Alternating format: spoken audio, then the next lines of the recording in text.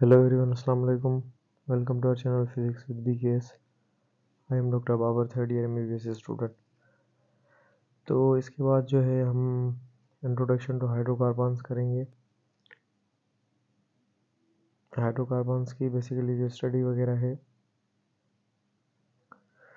वो हम डिस्कस करेंगे, क्योंकि प्रीवियस चैप्टर जो है हमने इंट्रोडक्शन वो हमने कंप्लीट कर लिया। तो नाउ वी नो हाइड्रोकार्बन्स क्या होते हैं और सारी चीज़ें। सो उसके बाद जो है हम नेक्स्ट स्टेप की तरफ चलते हैं। अब यहाँ पर ये इंट्रोडक्शन लिखा हुआ है, ये हमने जो है ऑलरेडी कर लिया है। So now we are not going into that much details. तो यहाँ पर एक चीज़ लिखी हुई है, टाइप्स ऑफ हाइड्रोकार्बन। हाइड्रोकार्बन्स के टाइप्स किस तरह से होते हैं? Hydrocarbons are classified based on their molecular structure and types of bond present between carbons. They can be categorized into two main groups. One is the aliphatic hydrocarbons and other are the aromatics. अब यहाँ पर आपको ये बता रहा है कि इनकी जो क्लासिफिकेशन, हमेशा याद कर लिया करो क्लासिफिकेशन किस बेस पे होती है। क्लासिफिकेशन का कोई ना कोई बेस होता है जिसके ऊपर जो है क्लासिफिकेशन की जाती है। तो यहाँ पर ये किस बेस पर हो रही है? एक तो हो रही है मॉलिक्यूलर स्ट्रक्चर पे। इसको मैं हाइलाइटर को थोड़ा सा पतला कर लूँ। एक तो हो रही है मॉलिक्यूलर स्ट्रक्चर पे, और दूसरा जो है types of bond present between carbon atoms. So this thing you have to keep remember. और इनको दो ग्रुप्स में, एलिफेटिक और एरोमेटिक में हमने डिस्ट्रीब्यूट किया। एलिफेटिक क्या होता है? It is the class of hydrocarbon in which carbon atoms are arranged in straight और ब्रांच्ड चेन। अब देखो, ये क्लास ऑफ कार्बन है जिसमें स्ट्रेट और ब्रांच्ड चेन कार्बन होंगे थ्रू सिंगल, डबल और ट्रिपल बॉन्ड। यानी कि इसके अंदर तीनों बॉन्ड्स भी होंगे, एक सिंगल होगा, दूसरा डबल होगा और तीसरा ट्रिपल भी होगा। They are often called as open chain structures. Open chain hydrocarbons. The name aliphatic was given to those compounds those were initially extracted from fat and oil. शुरू के अंदर एलिफेटिक जो एलिफोस कंपाउंड, एलिफोस जो है ना, इससे लिया गया है ये नेम एलिफोस। एलिफोस का मतलब ही होता है मेरे ख्याल से, ओल्ड बुक के अंदर ये चीज़ लिखी हुई है कि फैट। ठीक है, आगे आएगा तो बताऊंगा। अच्छा, यहाँ पर ये एक चीज़ लिखी हुई है, डू यू नो, ये वो सारी चीज़ें ये पढ़ लोगे। सोलिन is a fuel in automobiles. C5 carbon होते हैं, और major of resistance to knocking, internal combustion वगैरह वगैरह, ये सारी चीज़ें हमने पिछली बार डिस्कस की हुई थी। तो एलिफेटिक कंपाउंड्स क्या हैं? स्ट्रेट चेन या ब्रांच चेन होते हैं, सिंगल अपना जो है डबल और ट्रिपल बॉन्ड भी होते हैं इनके अंदर। और शुरू के अंदर जो है इनको फैट और ऑयल से निकाला गया था, इसी वजह से इनका नाम जो है एलिफेटिक हाइड्रोकार्बन है। एक चीज़ आपने याद करने वाली जो चीज़ रखनी है वो ये है कि स्ट्रेट भी होंगे, ब्रांच्ड भी होंगे, लेकिन क्लोज नहीं होंगे। कुछ बच्चे जो है कंफ्यूज रहते हैं ब्रांच और क्लोज में। केमिस्ट्री में ये दोनों चीज़ें अलग अलग हैं। अब आगे चलकर एक मज़े वाली चीज़ आने वाली है, वो भी बताने वाला हूँ। Aliphatic aliphatic hydrocarbons can further be classified into saturated and unsaturated hydrocarbons. अब सैचुरेटेड वो होंगे जिनके अंदर सिंगल बॉन्ड होगा, और अनसैचुरेटेड वो होंगे जिनके अंदर डबल बॉन्ड होगा। Saturated hydrocarbons, all those carbons that are attached with each other by single bond only। ये चीज़ मैंने आपको ऑलरेडी बता दी, ये इसमें मेन है, सेचुरेटेड सिंगल बॉन्ड। अब यहाँ पर एक स्ट्रक्चर्स बनी हुई है, नॉर्मल ब्यूटेन, आइसोब्यूटेन, नियोपेंटेन। ठीक है, इस तरह से। आइसो मतलब ये सेकंड लास्ट कार्बन है इस पर, और नियो का मतलब ये है कि जो सेकंड लास्ट कार्बन है उस पर हर तरफ से ग्रुप्स अटैच्ड हों, तो उसको हम बोलेंगे नियो। अच्छा, यहाँ पर ये कुछ स्ट्रक्चर्स बनी हुई हैं इस तरह से, तो उसको हम बोलते हैं साइक्लो। ठीक है, साइक्लो साइक्लो प्रोपेन, साइक्लोब्यूटेन और साइक्लोपेंटेन। अब ये क्या है? इसके अंदर आ रहा है अपना जो है किसके अंदर आ रहा है? ये आ रहा है हमारा साइक्लोपेंटेन के अंदर। अच्छा, दूसरी एक चीज़ ये है कि अनसेचुरेटेड में क्या बता रहा है कि they contain more than one और टू डबल बॉन्ड, ये वो सारी चीज़ें। तो आपको पता है ये चीज़ के इसके अंदर जो है वो जो है एक चीज़ कौन सी, के डबल और ट्रिपल बॉन्ड आएगा। अच्छा, और इसके अंदर क्या है? अच्छा, ऊपर लिखी हुई एक चीज़ कि इनको हम जो है अल्केन्स और साइक्लो अल्केन्स में डिवाइड कर सकते हैं। यानी कि अब देखो चेन किस तरह से, एलिफेटिक से सेचुरेटेड, अनसेचुरेटेड, सेचुरेटेड में से दो मजीद और अपना अल्केन्स और साइक्लो अल्केन्स। अच्छा, दीज हाइड्रोकार्बन्स कंटेन, अच्छा ये तो हमने कर लिया, प्रोपीन, ब्यूटू ब्यूटाइन। अब ये जो है ना, देखो इसके अंदर डबल बॉन्ड है, ट्रिपल बॉन्ड है, ये डबल बॉन्ड है। तो इस तरह से जो है स्ट्रक्चर आ गया। अच्छा, एरोमा क्या है? एरोमा एरोमेटिक कंपाउंड्स और those compounds characterised by cyclic arrangement of atoms that are connected by alternating double bonds that generally follow the Huckel's rule। अब ये एक रूल है कि उसमें जो कितने हकल्स रूल का मतलब क्या है? 4n+2 पाई इलेक्ट्रॉन्स, यानी कि उस रिंग के अंदर जो इलेक्ट्रॉन्स होने चाहिए वो कितने होने चाहिए? 4n+2 पाई इलेक्ट्रॉन्स, इतने जो है पाई इलेक्ट्रॉन्स उसके अंदर होने चाहिए, तभी जो है वो हकल्स रूल्स को फॉलो करेगा। अच्छा, एक चीज़ मैंने ऊपर जो है आपको बोली कि ये जो है क्लोज नहीं होंगे। क्लोज आप बोल सकते हो कि क्लोज होंगे जो वो कंपाउंड है, लेकिन उनके अंदर जो है ना रिंग नहीं होगी। रिंग, ये जो रिंग है इन कंपाउंड्स के अंदर, ये इस तरह से, तो ये वाली रिंग इनके अंदर नहीं होगी। तो क्लोज आप बोल भी सकते हो कि एरोमेटिक सॉरी अपना एलिफेटिक क्लोज्ड हैं, क्योंकि साइक्लो के अंदर जो है वो क्लोज्ड आती हैं स्ट्रक्चर्स। और रिंग जो है सिर्फ और सिर्फ किसके अंदर है? एरोमेटिक के अंदर। Huckel rule states that aromaticity is exhibited by planar cyclic compound with 4n+2 pi electrons, where n is the non-negative integer. n integral number है। These compounds possess enhanced stability due to delocalization of pi bond। अब delocalization of pi bond का मतलब ये है, काफ़ी बच्चों को चीज़ें पता नहीं होती, फिर जो है वो कंफ्यूज होते हैं। इसका मतलब ये है कि अगर सपोज करो कि इसके पास पाई बॉन्ड है, तो ये पाई बॉन्ड कभी इसकी तरफ स्विच हो जाएगा, और यहाँ पर जो पाई बॉन्ड होगा वो इसकी तरफ स्विच हो जाएगा, और यहाँ पर जो पाई बॉन्ड होगा वो इसकी तरफ स्विच हो जाएगा। तो इसी वजह से ये ओवरऑल घूमता रहेगा। तो इस घूमने की वजह से हम जो है इसको इस तरह से लिखते ही नहीं है, और यहाँ पर ये जो है हम इसके बीच के अंदर ये जो है गोला बना देते हैं। और ये जो सर्किल है ना, ये this shows basically the delocalisation of the pi bond, यानी कि ये जो इलेक्ट्रॉन है ये जो है एक मोबाइल इलेक्ट्रॉन्स हैं, और ये घूमते रहते हैं इस स्ट्रक्चर के अंदर। तो अब तक हमने क्या पढ़ा कि एरोमेटिक कार्बन क्या होते हैं? एरोमेटिक कार्बन जो है उनको एरोमेटिक कार्बन जो है वो कैरेक्टराइज्ड बाय साइक्लिक अरेंजमेंट होती है उनकी, और अल्टरनेटिंग डबल बॉन्ड होता है। और एक मोस्ट इम्पॉर्टेंट चीज़ कौन सी? मोस्ट इम्पॉर्टेंट चीज़ ये कि ये जो है हक्कल्स रूल को फॉलो करते हैं। तो ये चीज़ हमने डिस्कस कर ली, ठीक है। अब अब हम अब हम चलते हैं आगे।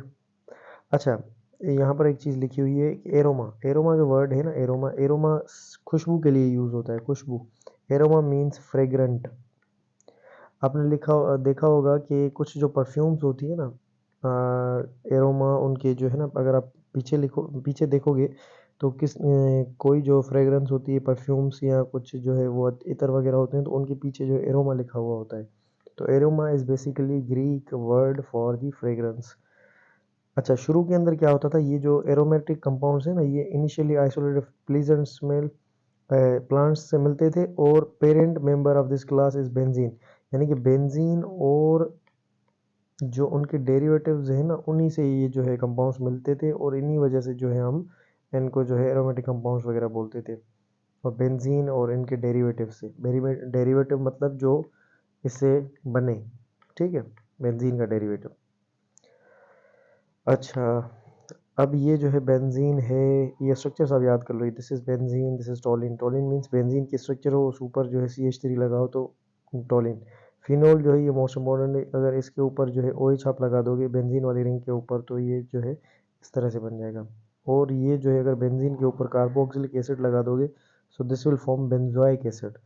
और अगर इस बेंजीन वाले स्ट्रक्चर को आप इस तरह से OH और OH लगा दोगे, so this will form 2,4,6 try nitrophenol.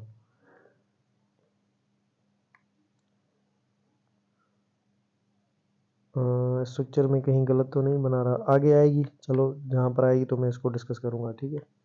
फिलहाल इसको यहाँ से रिमूव कर दो, क्योंकि गलत चीज़ आपके माइंड में नहीं जानी चाहिए, आपको लॉन्गर ड्यूरेशन तक फिर वो याद हो जाएगी। Alkanes and cycloalkanes. अल्केन्स क्या होते हैं? Saturated hydrocarbons are represented both by alkanes and cycloalkanes. ये चीज़ हमने पढ़ी कि अल्केन्स साइक्लोअल्केन्स दोनों सैचुरेटेड हाइड्रोकार्बन्स के अंदर आते हैं। फंडामेंटल डिफरेंस बिटवीन दो two lie in the way of their carbon attached atoms arranged. अब इनके अरेंजमेंट में फ़र्क आता है। अगर साइक्लो होगा तो बस साइक्लिक फॉर्म में होगा। अल्केन्स है ओपन चेन और straight chain. Cycloalkanes on the other have close ring और साइक्लिक स्ट्रक्चर। अब यहाँ पर ये वर्ड आ गया क्लोज रिंग, ठीक है, इसी वजह से मैंने चीज़ बोली। अच्छा, वैसे वो डबल रिंग स्ट्रक्चर है ना, जो जो मैंने आपको कहा कि उसके अंदर सिर्फ और सिर्फ एरोमेटिक के अंदर होगी, वो double ring in the sense है कि उसके अंदर अल्टरनेट डबल बॉन्ड है, लेकिन इनके अंदर जो है अपना साइक्लोअल्केन्स वगैरह या सैचुरेटेड के अंदर डबल बॉन्ड वगैरह नहीं होंगे। डबल बॉन्ड होंगे तो वो सिर्फ और सिर्फ स्ट्रेट अपना जो है वो डबल बॉन्ड अगर होंगे तो वो अनसैचुरेटेड साइड पे होंगे। ये क्लासिफिकेशन है, थोड़ी सी आप देख लो, एग्जांपल्स वगैरह देख लो, तो इतनी कोई मुश्किल बात नहीं है। थोड़ा बंदा भूल जाता है, हम भी जब पढ़ते थे तो ये मैं बार बार भूल जाता था, लेकिन बार बार रिवाइज करता था तो काम चलता था। Cycloalkanes are typically non polar to alkanes, ठीक है, despite both being saturated hydrocarbon cyclopropane exhibits distinct properties compare to. अब साइक्लोप्रोपेन जो है वो खास प्रॉपर्टीज जो है दिखाता है एज कम्पेयर टू अल्केन्स की। Cycloalkanes are named as cyclopropane cyclo बस साइक्लो लगा के नेम लगा दो अल्केन का तो काम बन जाएगा।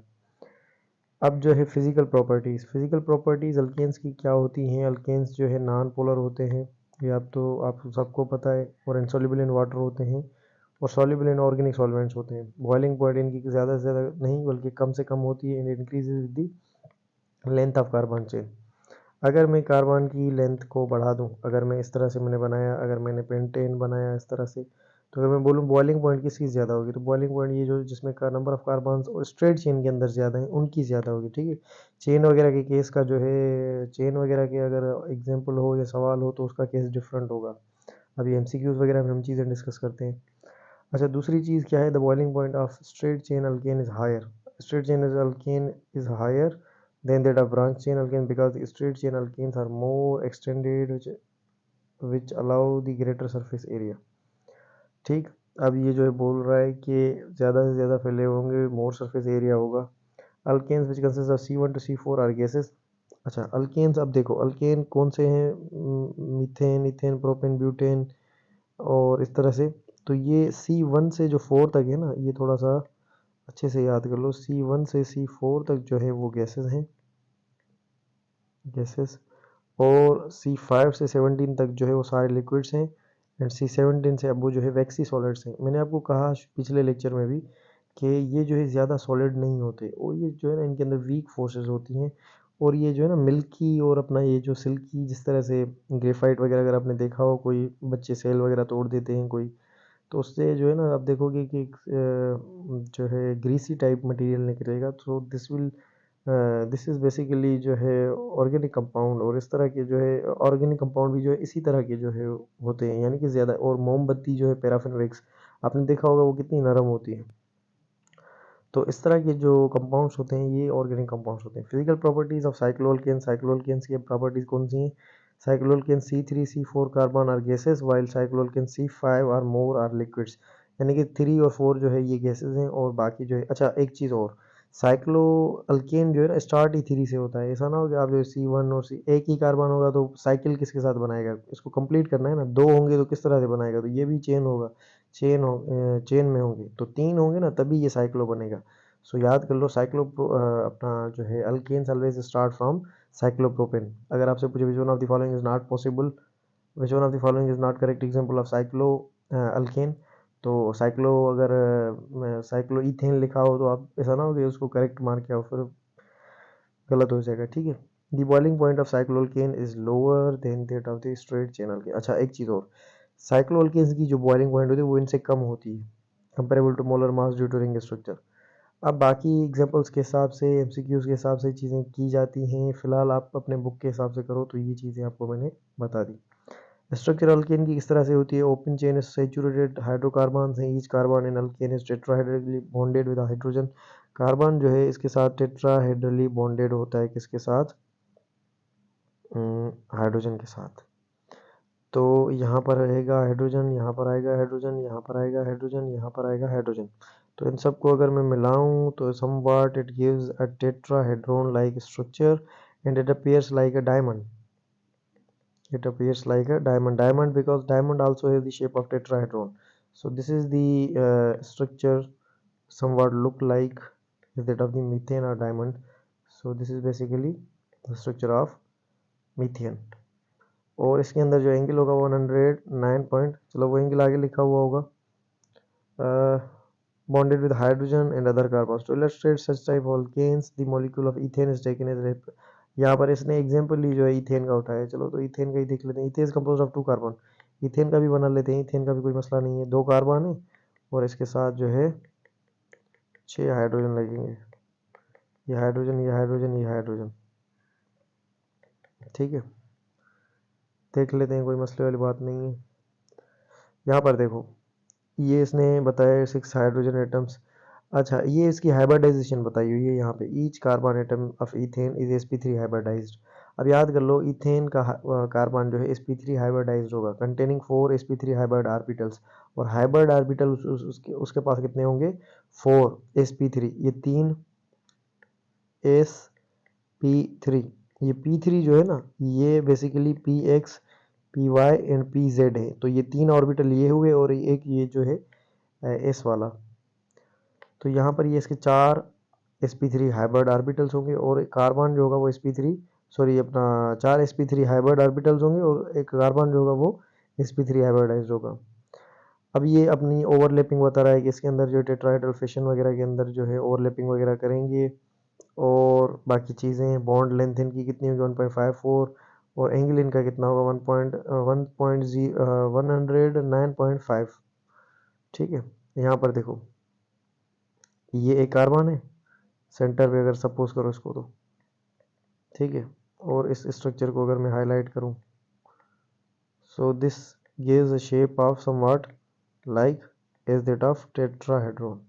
तो यही चीज़ जो है मैंने थोड़ी देर पहले बताई। Orbital structure showing all sp3s hybridisation. sp3 और s कौन सा है? हाइड्रोजन का। ये जो है ना, ये s है, ये s, ये भी s और ये भी s। और यहाँ पर जो है ये sp देखनी पड़ेगी, इस क्लासिफिकेशन करनी पड़ेगी, लेकिन कहने का मकसद कि ये इसकी हाइब्रिडाइजेशन हो। अच्छा, यहाँ पर इसकी एक्सप्लेनेशन पूरी लिखी हुई है।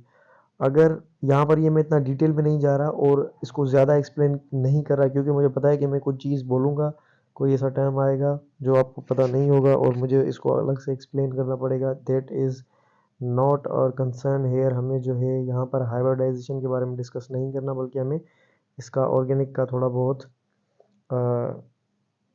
काम चलाना है और ये अपना रिएक्शंस वगैरह थोड़े बहुत देख लेने। Structure of cycloalkane. Cyclopropane is smallest. यहाँ पर देखो, इसने बता दिया ना जो मैंने चीज़ आपको पहले बोली। साइक्लोप्रोपेन इज स्मॉलेस्ट, यानी कि कम से कम है फैमिली में, साइक्लो फैमिली में। And simplest cycloalkane with ring compose of 3 carbon. अब 3 कार्बन की रिंग बनी हुई है, 6 हाइड्रोजन होंगे। The carbon atoms in cyclopropane are arranged in trigonal geometry with internal angle of 60 degree. तो ये चीज़ याद कर लो, which is quite smaller than the bond angle 195 in alkane. Alkane से एंगल कम होगा। साइक्लोप्रोपेन में ऑलमोस्ट जो एंगल होगी वो कितनी होगी? 60। ठीक, और 49.5 डिग्री स्मॉलर है। ठीक है। अच्छा, रिएक्टिविटी। अब अल्केन की रिएक्टिविटी, ये सारी चीज़ें हमें पता है कि लेस रिएक्टिव हैं और इनकी जो है अपना। अच्छा, और एक चीज़ दी यहाँ पर, ये जो है most important cheese, the term paraffin. Paraffin जो है हम किसको बोलते थे? अल्केन्स को। वो इसी वजह से, क्योंकि लैटिन वर्ड पेरम से निकला है, means Latin, little affinity. Paraffin, little affinity का मतलब ये है कि इसकी जो है अगर सिंपल बोलें तो इसका दिल कम करता है रिएक्शन वगैरह करने के लिए। तो कोई भी रिएक्ट ये जल्दी नहीं करता। How under certain conditions they undergo halogenation, combustion, cracking, which can be used in industrial process to produce a variety of useful compounds।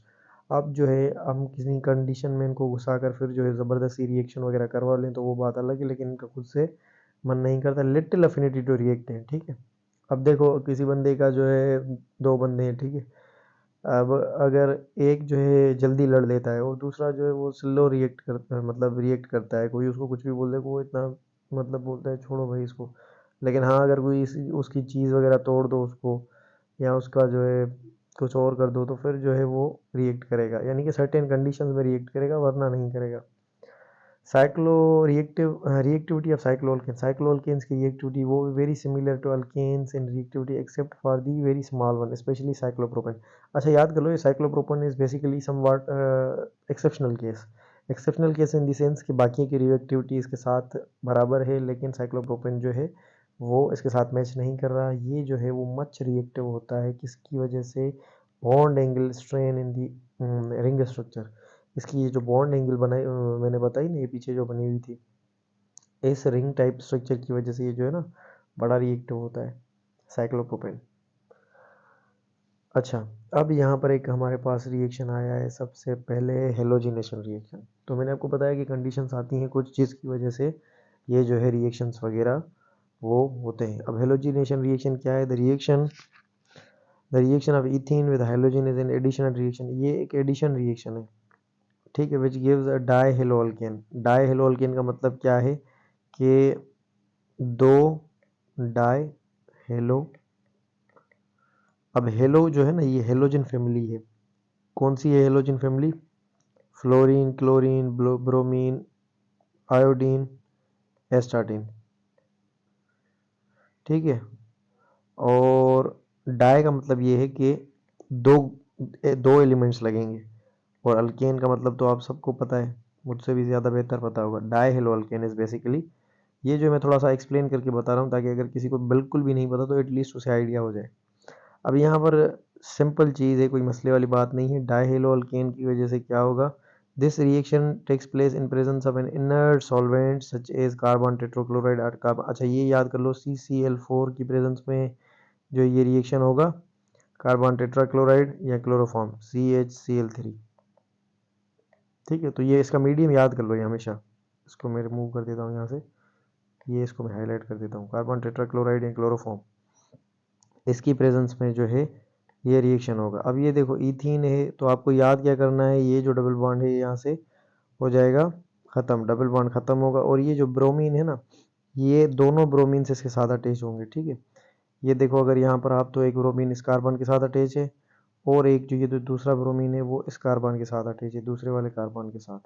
तो अगर इसकी हम नेमिंग करें इसको सिलेक्ट करके, तो ये बनेगा 1 2, तो इसको हम बोलेंगे 1 2। तो 1 2 यानी कि दो ब्रोमीन है ना, डाई ब्रोमो, और ये क्या है? इथीन। 1 2 डाई ब्रोमो, यहाँ पर ये 1 2 डाई ब्रोमो। अच्छा, यहाँ पर देखो डाई, ये डाई आ गया हमारा, ब्रोमो, ये हमारा ब्रोमो आ गया हेलो के अंदर, और ये अल्केन। यहाँ पर ये डाई ब्रोमो, इथीन नहीं इथेन होगा मेरे ख्याल से, इथेन, क्योंकि ये डबल बॉन्ड टूट जाएगा यहाँ से। यहाँ पर लिखा हुआ है ना, the reaction ethene with halogen is an addition reaction which gives a dihalo alkane. Ethene इन्होंने बुक में गलती हो गई है, 1 2 डाइब्रोमो इथेन, ठीक है। सिंपल था, इतना कोई मुश्किल वाली मसले वाली बात नहीं थी, ठीक है।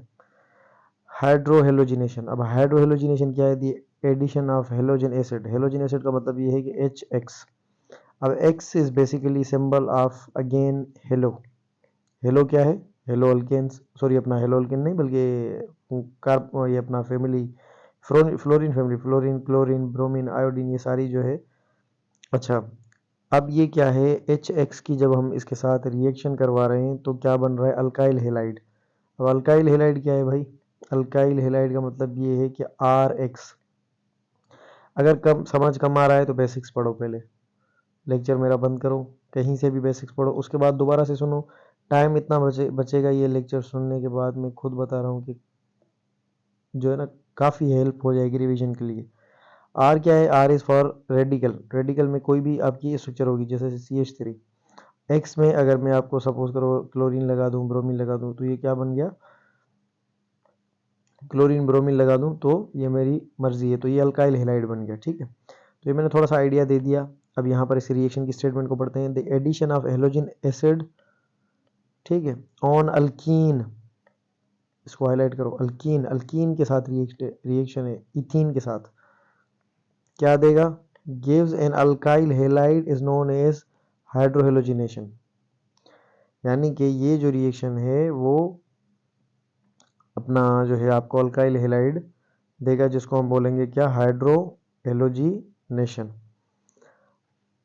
अब ये रिएक्शन होगा, रिएक्शन के अंदर क्या होगा? ये डबल बॉन्ड टूटेगा, ठीक है, और हाइड्रोजन है पॉजिटिव, ब्रोमीन है नेगेटिव, ठीक है। एक साइड हम रखेंगे पॉजिटिव, दूसरी साइड रखेंगे नेगेटिव। मैकेनिज्म इतना जो है नहीं डिस्कस करना वीडियो के अंदर, लेकिन फिर भी मैं अब सब याद करवाने के लिए आपको समझा रहा हूँ।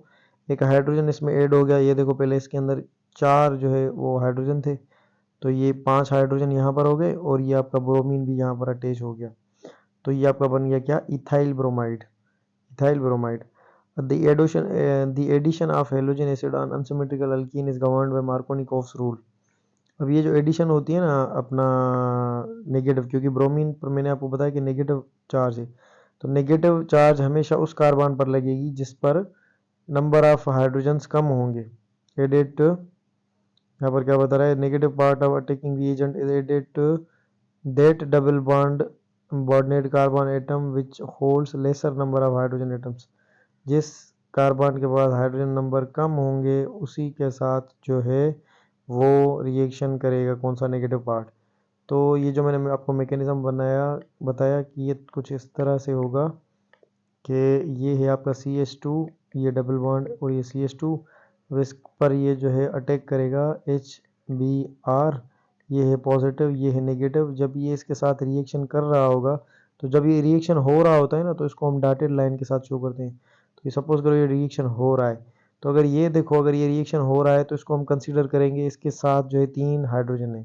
यहाँ पर देखो इसके साथ 2 हाइड्रोजन है, तो ये ब्रोमीन इसके साथ जो है वो आकर मिल जाएगा। तो ये क्या बन गया, ये यहाँ से बॉन्ड एक ख़त्म हो जाएगा, इसको मुझे लिखने दो सही से, ये आपका एक बॉन्ड ख़त्म हो गया, बाकी बचा एक, और यहाँ पर ये बॉन्ड बन गया, तो ये बन गया क्या, CH3, यहाँ पर लिखा हुआ है CH3, और ये क्या बन गया CH2, ये CH2 लिखा हुआ है, और ये इसके साथ ब्रोमीन, तो ये ब्रोमीन लिखा हुआ है। तो ये जो है आप इस तरह से कर सकते हो, ईजी है, कोई मसले वाली बात नहीं है। Hydrogen atoms while hydrogen is attached, अच्छा हाइड्रोजन उसके साथ अटैच होगा जिसके साथ जो है higher number of substituents attach होंगे। तो ये सिंपल है, बस मार्कोनिकोव साहब जो है वो रूल याद कर लें, बाकी चीज़ें हमने देख ली। फॉर एग्जांपल अब जो है यहाँ पर एक एग्जांपल के तौर पे आपको बताया गया है, reaction of propene with hydrogen bromide gives 2 propane. अच्छा अब आपसे ये पूछ सकता है कि मेजर प्रोडक्ट क्या होगी। अब H पर क्या है पॉजिटिव, Br पर क्या है नेगेटिव। अब देखो ना, अगर मैं पॉजिटिव को अटैच करने पे आऊँ, ठीक है तो मैं अपने हिसाब से कोई भी प्रोडक्ट बना सकता हूँ, लेकिन हमें जो है प्रोडक्ट वो बनानी है जिसपे मार्कोनिकोव्स रूल के हिसाब से बनानी है। तो हमें ब्रोमीन, अगर मैं इसको रिएक्ट करवाऊँ तो ब्रोमीन में मैं यहाँ पर भी लगा सकता हूँ, ब्रोमीन में यहाँ पर भी लगा सकता हूँ। मुझे ब्रोमीन वहाँ लगाना है जहाँ रूल कहता है, तो रूल कहाँ कहता है, जिस पर कम हाइड्रोजन हो वहाँ पर ब्रोमीन लगाओ, यानी कि ये जो प्रोडक्ट होगी वो क्या होगी, मेजर, ठीक है, और ये जो प्रोडक्ट होगी वो क्या होगी, माइनर। तो ये सिंपल है, हमने ब्रोमीन को कहाँ उठाकर लगाना है, जहाँ पर नंबर ऑफ हाइड्रोजन कम हो, क्योंकि यही तो रूल है। तो ये हमने लगा दिया और ये दोनों प्रोडक्ट्स बनेगी, लेकिन मेजर प्रोडक्ट जो होगी वो ये होगी। The order of reactivity of halogen acid HX is HI HBr HCl। इनकी जो ऑर्डर ऑफ रिएक्टिविटी है, यानी कि HI is more reactive, HBr is less reactive than HCl, ठीक है, यानी कि HI एसिड्स की रिएक्टिविटी इस तरह से है, HBr और HCl। तो ये चीज़ें आप याद कर लो। हाइड्रेशन किस तरह से होगी, वाटर को हम सिंपली ऐड कर देंगे अल्कीन में, तो give alcohol is known as hydration, ठीक है। अल्कीन में अगर हम वाटर को ऐड करेंगे सल्फ्यूरिक एसिड की प्रेजेंस में और अपना जो है उसको बॉयल करेंगे, this reaction is carried out by acid catalyst at 80 to 100 degree centigrade, 80 से 100 के दरमियान होगा, तो हमें ये क्या मिलेगा, इथाइल अल्कोहल मिलेगा। हेलो हाइड्रेशन, अब ये अल्कीन की कंफर्मेशन टेस्ट भी होती है। Hello hydration is reaction in which halogen reacts with alkyne in the presence of water and forms hello hydrogen. Hello hydrogen क्या होगी, अब देखो ये इथीन है, हमने क्या किया इसमें एक जो है हेलोजन ऐड किया वाटर के साथ, तो ये जो है एक साइड पर हमारा अल्कोहल लग गया। इस H2O को हम इस तरह से भी लिख सकते हैं OH और ये H, तो ये OH इसके साथ भी लग गया और ये ब्रोमीन एक जो है इसके साथ लग गया, और बाकी OH यहाँ लग गया एक, और एक जो है OH, एक Br सॉरी यहाँ पर लग गया, देखो Br यहाँ पर लग गया, और एक जो है OH यहाँ पर लग गया। अब एक Br खत्म और एक अपना जो है OH खत्म, अब क्या बचा, एक बचा हाइड्रोजन यहाँ पे और दूसरा बचा ब्रोमीन, तो ये Br मिलके HBr बन गया, ये HBr और बाकी ये ब्रोमोहाइड्रोजन। तो अगर इस तरह की प्रोडक्ट आए तो हमें कंफर्म हो जाता है कि ये जो प्रोडक्ट है अगर ये केमिकल है तो ये जो है अल्कीन ही है, ठीक है। तो इसको हम कंफर्मेशन टेस्ट भी बोलते हैं for alkyne. Dehydration of alcohol, dehydration of alcohol का मतलब क्या है कि अल्कोहल को जो है हम डिहाइड्रेट करेंगे, उसको इसी कंडीशन में रखेंगे जिसमें जो है वाटर का मॉलिक्यूल एलिमिनेट हो जाए। When alcohol is heated in the presence of dehydrating agent, अच्छा sulphuric acid is basically dehydrating agent, it undergoes elimination reaction, eliminate होगा, वाटर मॉलिक्यूल निकल जाएगा यहाँ से, ये वाटर मॉलिक्यूल निकल गया, तो यहाँ से वाटर मॉलिक्यूल निकल जाएगा, ये यहाँ से दो इलेक्ट्रॉन्स जो है वो खाली हो जाएंगे, दो इलेक्ट्रॉन्स खाली हो जाएंगे, आपस में ये बॉन्ड बना देंगे, तो ये डबल बॉन्ड बन जाएगा और ये वाटर आपका, और this will form ethane. Dehydrogenation of an alkyl halide, अब अल्काइल हेलाइड की डिहाइड्रोजिनेशन करवाएंगे, तो इथाइल हेलाइड, इसको हमने रिएक्ट करवाया पोटेशियम हाइड्रोक्साइड, अल्कोहल की कंडीशन है और 60 डिग्री सेंटीग्रेड पर, तो इस पर हमें क्या मिलेगा, इथीन मिलेगा, वाटर मिलेगा और केबीआर मिलेगा, यानी पोटेशियम ब्रोमाइड मिलेगा। अब ये भी जो है ना इसी तरह से जो है वो अपना होगा, ठीक है। रिएक्शन किस तरह से कि ये जो है ना यहाँ से हाइड्रोजन ये निकल जाएगा, तो ये बन गया वाटर, और ये पोटेशियम और ये ब्रोमाइड, ये पोटेशियम ब्रोमाइड, बाकी प्रोडक्ट जो बचेगी वो इथीन बचेगी। अब ये एग्जैक्टली इसी तरह से नहीं होता जैसे मैं आपको समझा रहा हूँ, मैं आपको याद करने के लिए सिंपली जो है हाईलाइट करके बता रहा हूँ, पूरा एक प्रॉपर मैकेनिज्म होता है, काफ़ी जो है वो लेंथी चीज़ें होती हैं, लेकिन मैं सिंप्लीफाई करके आपको याद करवाने के लिए ये चीज़ें इस तरह से बता रहा हूँ, ताकि आप जब खुद से भी पढ़ो तो या खुद को याद करवाओ तो आपको एक वे पता चल जाए कि आपको इन चीज़ों को टैकल किस तरह से करना है। अब अल्कीन की रिएक्टिविटी किस तरह से होती है, the higher reactivity of alkene as compare to alkane, अच्छा अल्कीन की रिएक्टिविटी हाई होती है बिकॉज ऑफ पाई बॉन्ड, याद कर लो पहला जो इलेक्ट्रॉन बॉन्ड होता है वो सिग्मा होता है, उसके बाद जो भी होंगे वो पाई होंगे, ठीक है। तो इस पाई बॉन्ड की वजह से इनकी रिएक्टिविटी हाई होती है अल्केन से। The pi bond is relatively weaker, और अच्छा और पाई बॉन्ड जो है ये दूसरा बॉन्ड जो है ना वीकर होता है, इस पर जो है कोई भी यानी कि अगर थोड़ी सी एनर्जी देंगे बॉन्ड टूट जाएगा। requires less energy to break. Additionally, the electron density associated with pi bond is distributed above and below. और पाई बॉन्ड जो है वो अबो एंड बिलो जो है वो डिस्ट्रीब्यूटेड होता है, एक डेंसिटी अबो होती है, दूसरी बिलो होती है। हाइब्रिडाइजेशन के कॉन्सेप्ट्स हैं। Making pi electrons more expose on electrophilic species, यानी कि जो इलेक्ट्रॉन ढूंढने वाली स्पीशीज होंगी जो इलेक्ट्रॉन्स पर अटैक करती हैं उनको जो है वो एक्सपोज रखेगा, क्योंकि इलेक्ट्रॉन्स जो है एक साइड पर होंगे और एक जो है हायर डेंसिटी फॉर इलेक्ट्रॉन्स वाला रीजन होगा, दूसरा जो है उस साइड इलेक्ट्रॉन कम होंगे, तो वहाँ पर ये आकर अटैक करेगा जो जहाँ पर इलेक्ट्रॉन्स हो। Alkenes readily react with electrophile making them more reactive than alkanes. अब सिंपल इसकी समझाने वाली बात यही है कि अल्कीन्स ज़्यादा रिएक्ट करेंगे इलेक्ट्रोफाइल से, इलेक्ट्रोफाइल यानी जो इलेक्ट्रॉन ढूंढने आया होगा और इनके पास पाई इलेक्ट्रॉन्स हैं जो कि वीकर बॉन्ड है, जल्दी टूट जाएगा, इसी क्वालिटी की वजह से ये जो है ज़्यादा रिएक्टिव है, किससे, अल्केन से। अब रिएक्शंस ऑफ अल्कीन्स किस तरह से हैं, undergo oxidation, polymerization reactions, most frequently observed reactions of alkenes are those involving addition reactions. Alkenes के रिएक्शंस जो है वो ज़्यादातर कौन से होते हैं, अपना एडिशन रिएक्शंस। अब ये जो है स्क्रीन शॉट्स थोड़े आगे पीछे हो गए हैं, रिएक्शंस जो है ना पीछे मैंने आपको सारे बता दिए कि ये किस तरह से होते हैं। एक रिएक्शन है जो है हाइड्रोजिनेशन, हाइड्रोजिनेशन किस तरह से, यहाँ पर आपके पास अल्कीन है इथीन, इसकी आप हाइड्रोजन की प्रेजेंस में 250-300 डिग्री सेंटीग्रेड के प्रेजेंस में हाइड्रोजिनेशन याद कर लो, निकल, प्लेटिनियम, पैलेडियम और इन्हीं जो है ना कैटलिस्ट के जो है प्रेजेंस में होती है, पैलेडियम, निकल और प्लाटिनियम। यहाँ से आप जो है इसको फोर्सफुली हाइड्रोजनेट करवाओगे तो यहाँ से इथीन से क्या बन जाएगा, इथेन बन जाएगा। सिंपली जो है इथीन के अंदर अगर आप हाइड्रोजन ऐड कर लोगे तो ये this will form ethane. Now अगर बात की जाए अल्कीन्स, तो यहाँ पर इसकी स्ट्रक्चर तो हमने देख ली ऑलरेडी, और प्रिपरेशन हमने नहीं देखी। प्रिपरेशन ऑफ अल्कीन, अल्कीन किस तरह से होगी कि अल्कीन को हम किस तरह से प्रिपेयर कर सकते हैं, ये हमने कर तो नहीं ली, हाँ नहीं की। प्रिपरेशन ऑफ अल्कीन किस तरह से कर सकते हैं, alkenes can be prepared by dehydration of alcohol. अब एक रिएक्शन हमने जो पढ़ा ना वो उसी को रिएक्ट यानी कि उल्टा करा है, और dehydro halogenation of alkyl halide, दोनों रिएक्शन हमने इसकी रिएक्टिविटी में पढ़े हैं, और उन दोनों को उल्टा कर रहा है तो क्या बन रहा है, अल्कीन बन रहा है। तो यहाँ पर देखो डिहाइड्रेशन ऑफ अल्कोहल, अल्कोहल है ये हमारे पास, इससे हमने वाटर निकाला, ये बन गया इथीन, ये प्रिपरेशन है, और क्या है।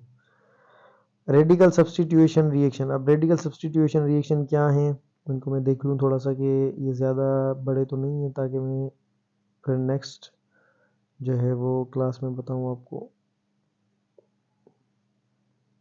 अल्काइन, चलो इसको थोड़ा सा एक्सप्लेन करके ख़त्म करते हैं।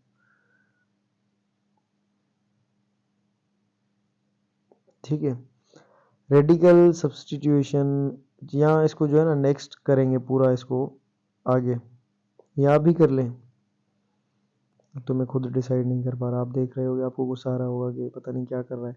चलो कर लेते हैं। रेडिकल सब्स्टिट्यूशन क्या होता है? Before explaining free radical reaction we need to understand concepts of homolytic and heterolytic fission. अब ये कह रहा है कि रेडिकल रिएक्शन समझने से पहले भाई ये पता होना चाहिए कि होमोलाइटिक हेटेरोलाइटिक फिशन क्या होती है। फिशन, टूटना, the cleavage of chemical bond takes place in organic molecule either by homolytic fission और हेटेरोलाइटिक फिशन। अब बोल रहा है बॉन्ड जो टूटेगा या तो ऑर्गेनिक कंपाउंड में या हेटेरोलाइटिक तरीके से टूटेगा या होमोलाइटिक तरीके से। होमोलाइटिक तरीका क्या है, हेटेरोलाइटिक क्या है? अगर ये इलेक्ट्रॉन बीच से टूटा, बॉन्ड, अगर ये बॉन्ड बीच से टूटा, एक इलेक्ट्रॉन इसके पास आया, एक इलेक्ट्रॉन इसके पास आया, दोनों के पास बराबर बराबर इलेक्ट्रॉन आ गया, तो ये क्या होगा? होमोलाइटिक। अगर ये दोनों इलेक्ट्रॉन्स इसके पास चले गए तो भी ज्यादती है, अगर ये दोनों इलेक्ट्रॉन्स इसके पास चले गए तो भी ज्यादती है, तो ये क्या बन जाएगा? हेटेरोलाइटिक फिशन। अब कहानी क्या है? कहानी आ रही है आगे।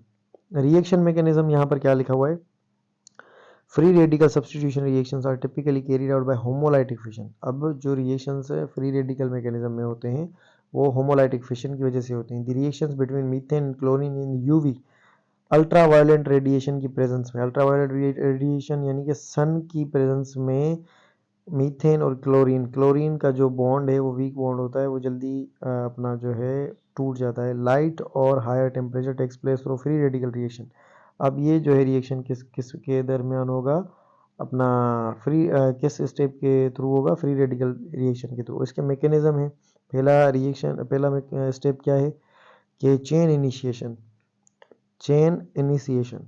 दी reaction begins with breaking of chlorine chlorine bond. अब ये क्लोरीन क्लोरीन है, इसको हमने जस्ट बस थोड़ी सी धूप दिखाई तो ये बॉन्ड टूट गया। क्लोरीन अलग, ये क्लोरीन अलग।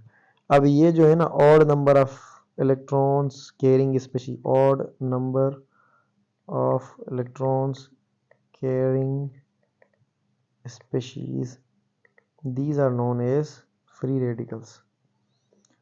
अब ये चीज़ आप समझ गए। अब क्या होगा? दूसरा चेन प्रोपगेशन। दूसरा स्टेप क्या है? Chain propagation. Chlorine radical is produced during chain initiation by attacking methane molecule and abstracting hydrogen atom. This reaction process formation molecule of hydrogen chloride and methyl free radical. अब एक चीज़ आगे होगी एक दर्जा, वो कौन सी? कि ये जो अपना बना ना, क्या इसको बोलते हैं, अपना फ्री रेडिकल। फ्री रेडिकल क्या करेगा? ये मीथीन है ना, अपना सॉरी मीथीन नहीं बल्कि मीथेन, मीथेन जो इसके साथ रिएक्ट करेगा। अब देखो इसके पास दो इलेक्ट्रॉन्स हैं, अब ये इसके साथ मिल के एक तो बॉन्ड बना लेगा HCl, और ये क्या बन गया? अब इसने क्या किया? अब देखो ना, इस बेचारे के पास ये जो मीथेन मीथेन है, अब देखो इस बेचारे के पास क्या था? एक हाइड्रोजन था, एक हाइड्रोजन का अपना इलेक्ट्रॉन और दूसरा इस कार्बन का इलेक्ट्रॉन, क्योंकि तीन तो इसके साथ बिजी हैं, एक इसके साथ। अब इसने क्या किया? इस क्लोरीन ने, ये बड़ा जालिम था, इसने बोला कि मुझे ये चीज़ पसंद नहीं है। ये आकर इसने इसको तोड़ दिया, इसने इसको लालच दी कि मेरे साथ बॉन्ड बनाओ, और ये यहाँ से इस तरह से हो गया। ठीक है, ये इलेक्ट्रॉन इसका ले लिया इसने। अब इलेक्ट्रॉन ले लिया तो इसके साथ जो है हाइड्रोजन भी तो आएगा, तो ये यहाँ जाकर क्या बन गया? HCl बन गया। अब देखो यहाँ पर सिर्फ और सिर्फ एक चीज़ बच गई है, CH3 और ये आपका इलेक्ट्रॉन।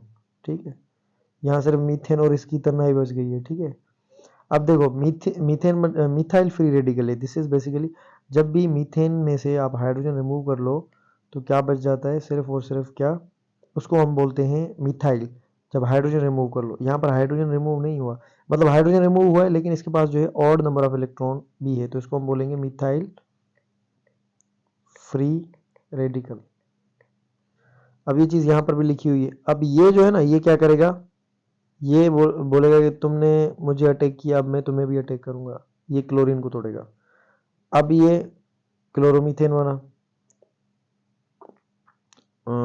मिथाइल क्लोराइड बना, या क्लोरोमीथेन और एक फ्री रेडिकल। अब ये फ्री रेडिकल क्या करेगा, ये फिर से एक मीथेन को तोड़ेगा।